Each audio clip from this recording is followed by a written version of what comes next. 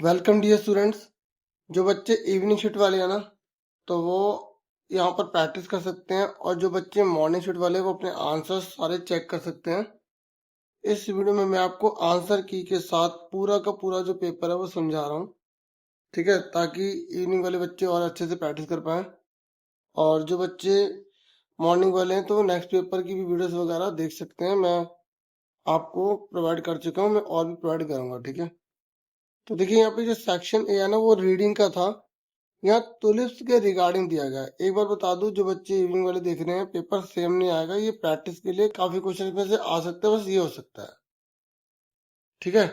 तो देखिए यहाँ पर बताया रखा है कि ये जो टुलिप है ना उसके बारे में बता रखा है कि कितना इम्पोर्टेंट ये फूल हुआ करता था वर्ल्ड के अंदर। ये ब्राइट कलर में और परफेक्टली शेप्ड पेटल्स हैं इसके, ठीक है। तो उसी के रिगार्डिंग है, मैं यहाँ पे आपको क्वेश्चन आंसर बता रहा हूँ, इसके आंसर्स क्या क्या है। जब आप इसे पढ़ेंगे ना तो आपको बहुत इंटरेस्टिंग चीजें पता लगेंगी, इंटरेस्टिंग फैक्ट भी पता लगेंगे कि ये सन को भी फॉलो करता है। जैसे मॉर्निंग होती है तो ओपन हो जाता है, नाइट होती है तो ये अपने को बंद कर लेता है। और आपको पता है एक टाइम ऐसा आ गया था जब ये एक घर खरीदने से भी ज्यादा महंगा हो चुका था। इसका जो टुलिप का जो बल्ब था, आपको पता है, इसे बोला गया टुलिप मैनिया बोला गया था उस समय के टाइम पर। तो मैंने आपको समरी में यहाँ बता दिया, ठीक है। अब देखिए पहला क्वेश्चन है कि जो टुलिप्स जो है ना are admired worldwide mainly because of their, ये कह रहे टुलिप्स की इतनी ज्यादा तारीफ क्यों होती है वर्ल्ड वाइड में, ठीक है। तो हमारे पास आंसर्स भी हैं, ये इसका आंसर है, लेकिन आपको पैसेज में से ढूंढना आना चाहिए। देखिए यहाँ पर लिखा नहीं है ब्राइट कलर्स है, परफेक्टली शेप्ड पेटल है, और हमें इसके बारे में और भी चीजें यहाँ पर देखो ये मिला सिंबोलिज्म के बारे में। तो सारा टुलिप के रिगार्डिंग है, तो ये सारी बातें यहाँ पे लिखी है, तो इससे आंसर भी हो जाएगा। और हम पढ़ते हैं ना तो सारी चीज इसमें नहीं पाए जा रहे। और ये कह रहे हैं जो टुलिप्स है वो ग्रोस बेस्ट इन, वो कहाँ पर उगता है। तो आप यहाँ ढूंढने की, जैसे आपने अच्छे से पढ़ी है पैसेज, तो यहाँ पर देखो लिखा है कि कूल क्लाइमेट है, यहाँ लिखा है ना, ठीक है। ये वेल ड्रेन्ड है, ठीक है, सोइल टू थ्राइव, तो ये आंसर यहाँ से हमने पता लगा लिया, सी हो गया। फिर ये नेक्स्ट है, ये कह रहे हैं कि फॉलो द सन। ये जो है ना इस फ्रेज का मतलब क्या है, देखो यहाँ पर हमने देखा था, ये लिखा फॉलो द सन, तो इसका मतलब क्या है, लिखा है कि open the morning and gently close in the evening, लिखा है ना। तो यहाँ पर क्या है, ये open during the day and close in the evening. तो आपको इसका सेम मीनिंग बताना था, ठीक है। तो आंसर सब सारे देख सकते हैं, ये सारे सॉल्व यहीं से मैं आपको पूरे बता रहा हूँ, ठीक है। उसके बाद देखो नेक्स्ट है, ये कह रहे according to the passage the Netherlands is famous for, जो नीदरलैंड है वो किस लिए फेमस है। तो हम ध्यान से अगर पढ़ेंगे ना तो हम नीदरलैंड के बारे में भी यहाँ पे मेंशन किया गया था कि देखो ये लिखा, नीदरलैंड जो है वो फेमस है किस लिए, tulip field that attract millions of tourist every year, लिखा है ना। तो इसलिए आंसर जो है इसका यहाँ पर, ये देखो यही है ना, यहाँ पर इसी के हिसाब से हमारा आंसर क्या आ जाएगा, डी आ जाएगा। तो पैसेज आपको क्लियर हो गया कैसे आई है और आप आराम से कर पा रहे हैं। पांचवें नंबर पर यहाँ पर आप देखेंगे ना, ये ट्रू फॉल्स वाला क्वेश्चन है, ये कह रहे टुलिप्स पर फर्स्ट डिस्कवर्ड इन नीदरलैंड, ये बताइए। तो आप यहाँ पे ध्यान से देखिए, यहाँ पे साफ लिखा था कि ये जो फर्स्ट डिस्कवर्ड है ना वो mountainous region of central Asia में हुआ था, ठीक है। तो यहाँ पर जबकि क्या बता रहे हैं कि नीदरलैंड में हुआ है, तो ऐसा तो लिखा ही नहीं है, तो ये फॉल्स हो गया। और जो बच्चे इवनिंग वाले ना वो देख लें कि सेम पेपर का पैटर्न ही रहेगा, पैसे नहीं आएगी, कोई और भी आ सकता है, और ऐसे ट्रू फॉल्स वाला क्वेश्चन भी आएगा। और छठे नंबर पे आपको खुद अपने आप 2 पॉइंट बताने पड़ेंगे उस टॉपिक से रिलेटेड, ठीक है। ये कह रहे हैं mention two interesting facts about tulips given in the passage, 2 आपको इंटरेस्टिंग फैक्ट्स बताने टुलिप के रिगार्डिंग। तो आप यहाँ पे कुछ भी 2 बता सकते हो, कुछ भी, क्योंकि यहाँ पे बहुत सारी चीजें लिखी हैं, लिखे ना इंटरेस्टिंग फैक्ट। तो ये फॉलो द सन आप ये लिख दो। दूसरा यहाँ पर कि जो है घर से भी महंगा हो गया था ये, ठीक है। तो यहाँ पर देखो उन्होंने बोला कोई बच्चा कोई भी 2 बता दे, यहाँ देखो बहुत सारे बता रखे हैं, ठीक है। सुन रहे ना मेरी बात, तो बच्चा कोई भी बता सकता है, देखो यहाँ पे 4 बता रखे, 4, ठीक है। तो बच्चा कोई भी 2 बता देगा ना उसको मार्क्स मिल जाएंगे, ठीक है ना, क्योंकि एक के कई बार इससे ज्यादा आंसर हो जाते हैं। फिर उसके बाद देखो नेक्स्ट है ना, यहाँ पर ये पोस्टर आएगा। देखो कैसे लिखा है, पोस्टर कैसे बना रखा है, save environment, protect planet, reduce reuse recycle लिखा है। और फिर यहाँ पर बता रहा है कि हमें अपने एनवायरमेंट को जो है ना उसको बचाना जरूरी है, वहीं पर हम लिविंग है रहते हैं। और यहाँ पर रिड्यूस वेस्ट से क्या होगा, प्लांट ट्री से क्या होगा, सेव वाटर से क्या होगा, फिर हम कैसे कर सकते हैं अपनी धरती की रक्षा, यहाँ पर बता रखा है। और फिर यहाँ पे स्लोगन लिख रखा है। ठीक है, तो अब हमने थोड़ा सा इसको स्टडी कर लिया। तो अब देखो पहला क्वेश्चन क्या है, ये कह रहा है what is the main idea highlighted in the poster. इस पूरे पोस्टर में मेन क्या बात बताई गई है, मेन क्या है, एनवायरमेंट को सेव करना है और हमें धरती को बचाना है। तो ये लिखा saving the environment and through responsible action, action करके। तो बाकी कह रहा है कि प्लास्टिक का यूज करो, ये तो वैसे ही गलत है। ये कह रहा है पोल्यूशन को बढ़ा दो, ये भी गलत है। ये कह रहा है पेड़ों को काट दो, ये भी गलत है। तो नेगेटिव पॉइंट हटाओ तो पॉजिटिव पता लगा लो। फिर ये कह रहे प्लांट ट्रीज है ना, वो हमारी हेल्प क्या करेगा, अगर पौधे लगाएंगे। तो देखो यहाँ पे देखो ये लिखा प्लांट ट्रीज क्या कर रहा है, कार्बन डाइऑक्साइड को ऑब्जर्व कर रहा है और ऑक्सीजन दे रहा है। तो आपको इसी में से ढूंढ के बताना होता है। तो ये लिखा, तो सी आंसर आगे। ये मत सोचा कि बड़ी लाइन है वही आंसर होगा, ध्यान से पढ़ के करना, आराम से करना, तसल्ली से करना। फिर कह रहे which of the following suggested as a way to help the planet. बताओ किससे हम जो है प्लेनेट की हेल्प कर सकते हैं। तो यहाँ पर देखो ये लिखा ना वेज टू हेल्प, तो ये लिखा ना इनमें से कौन सा आंसर दे रखा है इसके अंदर, ये लिखा है रिड्यूसिंग एनर्जी कंजम्पशन। अब यहाँ पे आप ऑफिशियल आंसर की देखो, देखो वही सारे हैं यहाँ पर।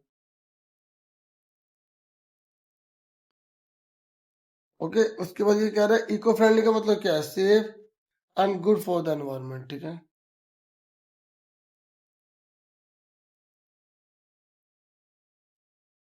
फिर ये कह रहा है कि इसे पूरा करो, रिड्यूस रियूज और डैश। तो यहाँ पर रिड्यूस रियूज डैश, देखो रिड्यूस रियूज और क्या आएगा, रिसाइकल। तो आप आराम से ढूंढेंगे क्योंकि मुझे एक्सपीरियंस है, मैंने आराम से ढूंढ लिया। हो सकता है आपको थोड़ा टाइम लग जाए, तो आप आराम से तसल्ली से ढूंढिएगा और अपने ऊपर कॉन्फिडेंस रखिए, खुद कीजिए। ठीक है, अब देखो प्रैक्टिस के लिए ना जो बच्चे इवनिंग है उनके लिए कह रहा हूँ मैं, मॉर्निंग वाले को तो पेपर हो ही गया।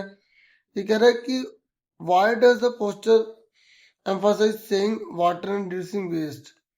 तो अब यहाँ पर लिखना है, तो बच्चा कुछ भी तो लिख सकता है, जैसे make a positive impact on earth, save earth.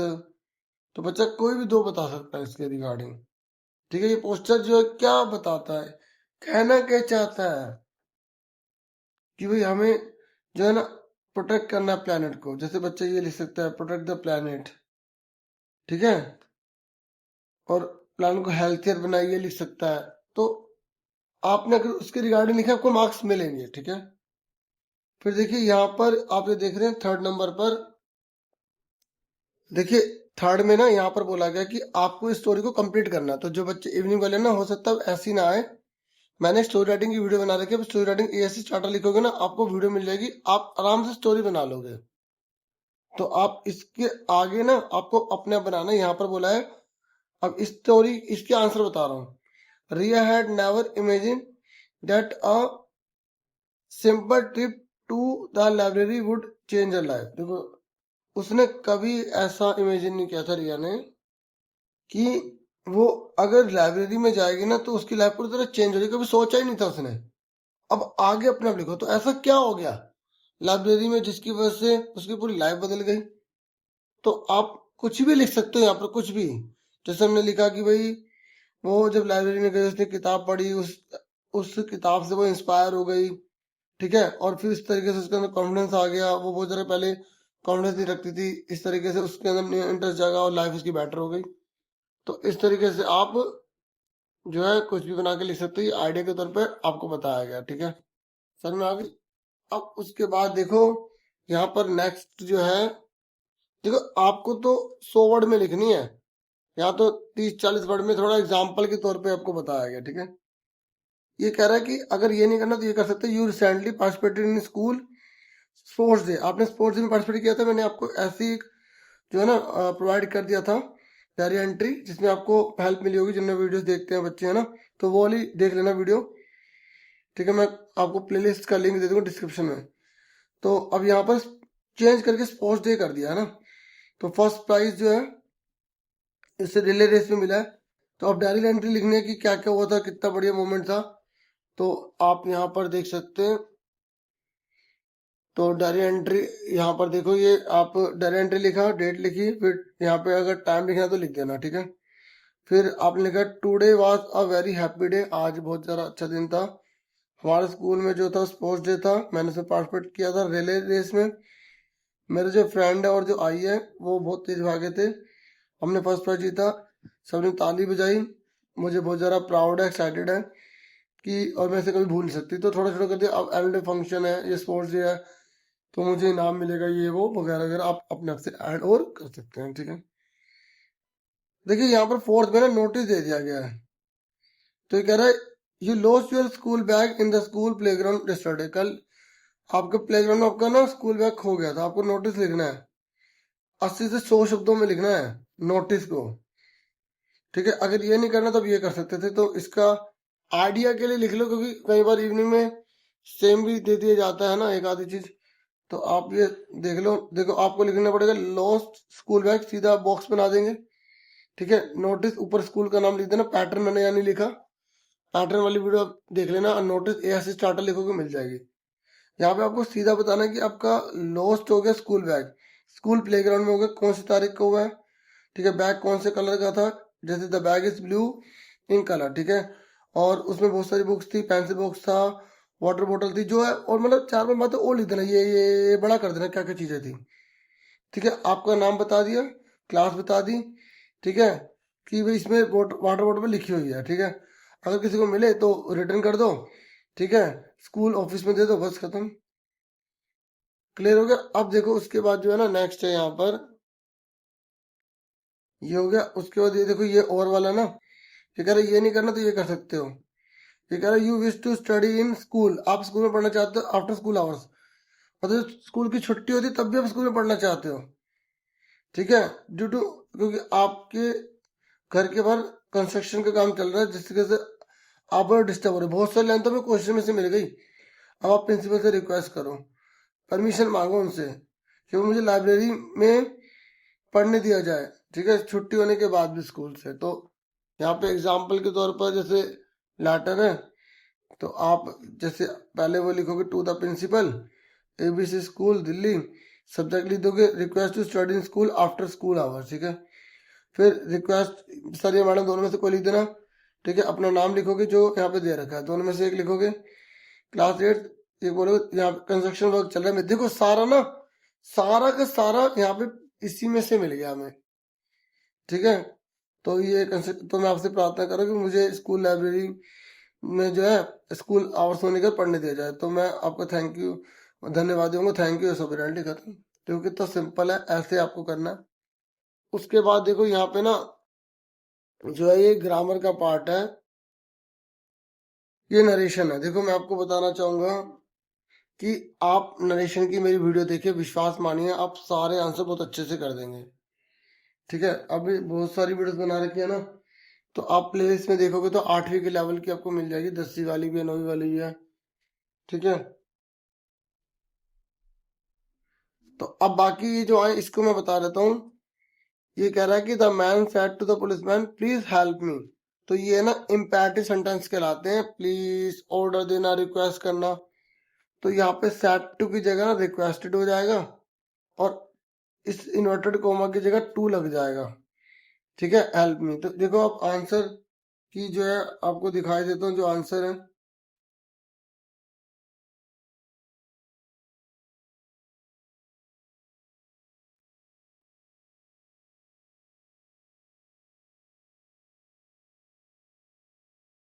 ये सारे आंसर हैं, ठीक है।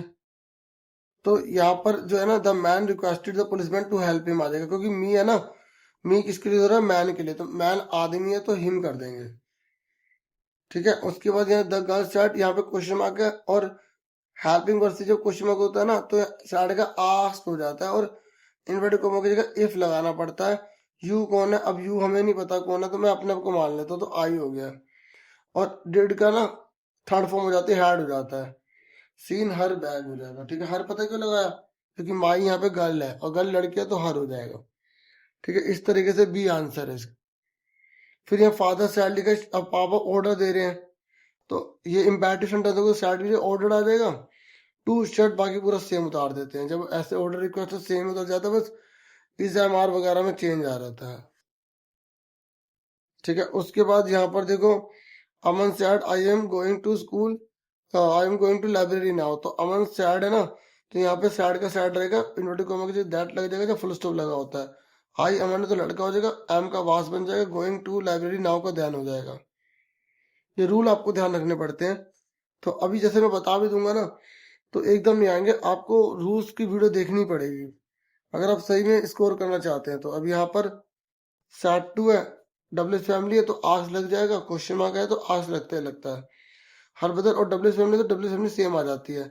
यू कौन है? ब्रदर लड़का है, ही कर दिया। हाफ का ऐड होगा, माई कौन है? शी है तो हर हो गया।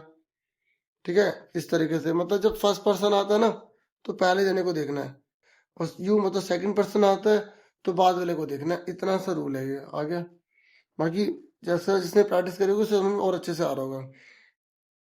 अब यहाँ पे छठे में आप देखो प्रपोजिशन वगैरह आपको भरनी थी, तो ये आपके सारे आंसर हो जाएंगे। ठीक है, तो यहाँ से कैट इज हाइडिंग, नीचे छुपी है तो अंडर आ गया। अब उस बाद लोगे तो अंदर से जाना पड़ेगा, तो यहाँ थ्रू आ गया। उसके बाद दो जनों के बीच में अगर कोई चीज होती तो हम क्या लगाते हैं? बिटवीन लगाते हैं। ठीक है, और बच्चा जो चिल्ला रहा है क्योंकि वो भूखा है तो बी को गुस्सा देगा। देखो ग्रामर थोड़ी सी चेंज भी आ सकती है, इसलिए जो मैंने ग्रामर की वीडियो बनाई है वो देख लेना, प्लेलिस्ट में जाओ, आप सारी इंग्लिश की वीडियोस देख लो। ठीक है, और आई विल कॉल यू, ठीक है, जब मैं पहुंचूंगा जब घर पर तब मैं तुम्हें कॉल करूंगा। ठीक है, तो नॉर्मली ये होता है जब जैसे दो सेंटेंस के, और अगर वहाँ फ्यूचर इंडेफिनिट है तो दूसरे पार्ट में ना पैर इंडेफिनिट होता है। ये मैं इसलिए बता रहा हूँ, एडिटिंग में काम आता है। आप देखो यहाँ पर बहुत आसान है एडिटिंग। यहाँ पे लिखा द बॉयज, यहाँ प्लूरल लिखा है, ये मैंने आंसर बता दी थी आपको। और ये सारी की सारी जो करेक्शन है वो है।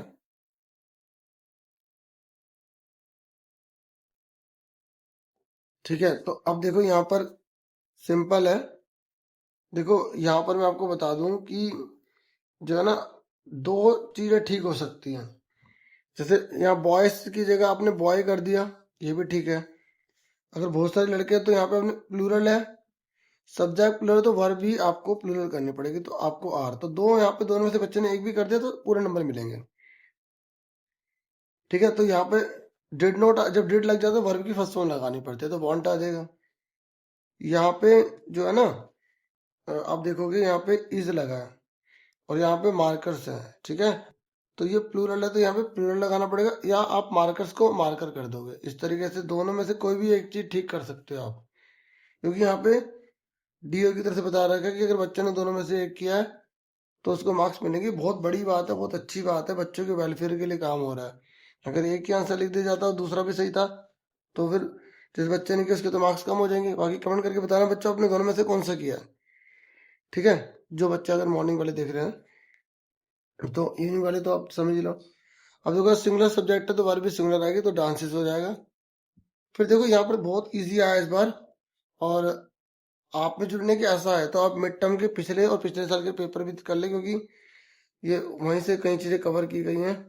ठीक है, फाइन टर्म के भी पिछले से पिछले साल के भी देख लेना जो पेपर है। ठीक है, तो इसमें बताना था कि एडजेक्टिव कौन सी है। तो देखो यहाँ पर आंसर दे रखा था ब्यूटीफुल ही है, इसमें कौन है? लिटिल है, इसमें कौन है? स्मॉल है, इसमें कौन है? स्मार्ट है। ठीक है, फिर उसके बाद ये ना आपकी बुक में से जो है ना मतलब पैराग्राफ लिखा गया, आपको उसके आंसर देखने हैं। ठीक है, देखो अब इसके आंसर आप यहीं पे देख लो, पहले क्वेश्चन देख लो फिर ये इसके आंसर है। ठीक है, ये देखो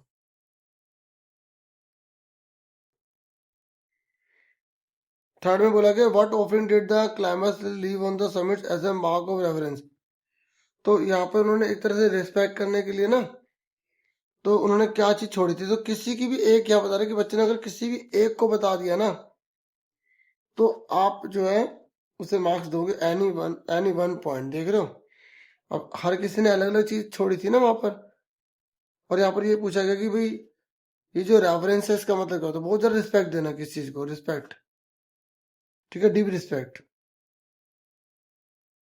और ये जो है लाइन फॉल्स है, ठीक है, तो यहाँ पर फॉल्स आ जाएगा। तो ऐसे आपके एग्जाम में भी जो आएगी ना, उसमें भी एक फॉल्स वाला जरूर क्वेश्चन आएगा। अब ये स्टेंजा है, फिर आपको इसको पढ़कर, आपने पहले से पढ़ी होनी चाहिए, ये सारी स्टेंजा पढ़ लो, ठीक है। मैंने इंपॉर्टेंट क्वेश्चन की वीडियो भी डाल दी थी, प्लेलिस्ट में होगी, देख लेना। इसके आंसर्स देख लो आप, ये देखो, ठीक है।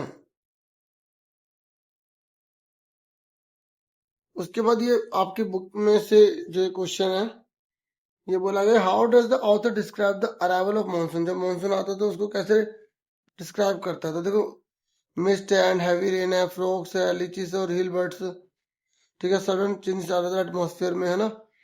फिर कह रहे what impress the author most about Stephen Hawking को लेकर, वो किस बात को से इतना ज्यादा प्रभावित होता है, उनके पॉजिटिव एटीट्यूड को, हिज ब्रिलियंस डिस्पाइट डिसेबिलिटी, मतलब इतनी अपंगता थी उसके बावजूद वो इतने महान थे, और वार्मथ एंड ह्यूमर को देखकर, ठीक है। फिर नेक्स्ट ये आता है कि why did Jodie want to bring the phone home, वो क्यों लेकर आना चाहता था, क्योंकि जोडी ने महसूस किया था ना रिस्पॉन्सिबिलिटी को, क्योंकि जो डो है वो किल हो गई थी उसके पापा को बचाने के चक्कर में, है ना। और ये क्या बताता है कि कंपनसेट है नेचर का, क्योंकि प्रकृति का कंपनसेट होना लाजमी सी बात है, ठीक है ना। एक हाथ दिया एक हाथ दिया, मतलब ये हो जाएगा। फिर ये कह रहे why did the speaker reject the Kings offer, देखो किंग ने ऑफर क्या की थी, पावर, तो पोएट ने मना क्यों कर दी, क्योंकि जो पावर है वो टेम्परेरी है, और इससे से फ्रीडम नहीं मिलेगी, और वो सेटिस्फाई नहीं हुआ। देखो मेन वो जो पोएट है वो फ्रीडम चाहता था, तो आपको मैं बता दूं, देखो आपको मैं बता दूं, किंग जो था ना, किंग वो पावर देना चाहता था, लेकिन पोएट को फ्रीडम चाहिए थी। फिर एक ओल्ड मैन के पास गया जो क्रुक लेंस में रहता था, जिसके पास बहुत ज्यादा गोल्ड था, तो वो अपनी मनी के उस पर उसे हायर करना चाहता था, तो उसने उसको भी ऑफर को मना कर दिया, क्योंकि सिर्फ फ्रीडम नहीं मिलेगी, मनी भी टेम्परेरी है। फिर तीसरी चीज जो थी, उस औरत के पास वो जो है ना वो ज्यादा, तो औरत उससे अपनी स्माइल के प्रति, मतलब स्माइल के बदले से हायर करना चाहती थी, लेकिन उसकी स्माइल एकदम फेंट हो गई, तो उसने देखा स्माइल भी इसकी क्या है, टेम्परेरी है, ठीक है, और फॉल्स है, फ्रीडम नहीं मिलेगी उसे। तो इसका मतलब क्या हुआ कि वो भी, उसने वो भी बार्गेनिंग नहीं करी, लेकिन लास्ट में आपको ये ध्यान में रखना होगा, जो बार्गेनिंग हुई उस बच्चे से, क्योंकि उस बच्चे ने नथिंग, कुछ भी नहीं स्वीकार, मतलब कुछ भी उसे नहीं चाहिए, है ना, तो फ्रीडम उस बच्चे से मिली उसे, तो वहां पर उसकी बार्गेनिंग पर, चलो पहले क्वेश्चन लॉन्ग भी आता था, लेटर वगैरह। चलो अभी ये क्वेश्चन लास्ट है कि how does the poet show that the poetry of the earth never stop, बताओ पोएट ने क्या बताया कि जो पोएट्री होती है धरती की वो कभी स्टॉप नहीं होती, क्योंकि देखो, जब ग्रास ऊपर का काम हो जाता तो क्रिकेट अपना काम करने लग जाता, जब क्रिकेट का काम होने लग जाता ग्रास ऊपर, जैसे ग्रास ऊपर गर्मी में गाता रहता है, तो जब ग्रास ऊपर गर्मी में काम पूरा कर लेता तो क्रिकेट जो है वो सर्दी में गाना गाने लग जाता है। तो इस तरीके प्रकृति में जो नेचर जो है उसमें म्यूजिक वगैरह बजते ही रहते हैं, इससे प्रकृति जो है ना वो कभी स्टॉप नहीं होती है, ठीक है। तो ये मेन था इसमें, तो मैंने आपसे ये शेयर इसलिए कर दी, कई बार रिपीट भी हो जाते हैं। तो इतना ही था इस वीडियो में, thank you for watching and listening carefully, take care students, video को लाइक, चैनल को सब्सक्राइब करना।